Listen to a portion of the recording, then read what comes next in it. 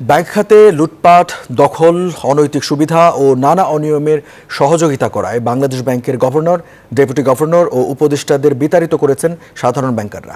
ঘটনার সময় কার্যালয়ে ছিলেন না গভর্নর আব্দুর রউফ তালুকদার। বুধবার সকাল 10:30টার দিকে আন্দোলন শুরু করে গভর্নর বিল্ডিংয়ে 4র্থ তলায় কর্মকর্তারা স্লোগান দিয়ে অবস্থান নেন। বিক্ষুব্ধরা কেন্দ্রীয় ব্যাংকের গভর্নর, 4 ডেপুটি গভর্নর, উপদেষ্টা ও আর্থিক গোয়েন্দা দপ্তরের প্রধানের পদত্যাগ দাবি করে মিছিল করেন।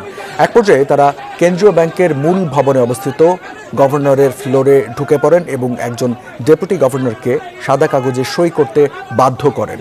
যদিও এর আগে তিনি জানিয়েছিলেন যে নতুন উপদেষ্টার কাছেই তিনি পদত্যাগপত্র জমা দেবেন, কিন্তু বিক্ষুব্ধ কর্মকর্তাদের দাবির মুখে পদত্যাগ করে সেনাবাহিনীর সহায়তায় ব্যাংক ছাড়েন কাজী সাইদুর রহমান। এ সময় সেনা সদস্যরা তাদের নিরাপত্তা দেন।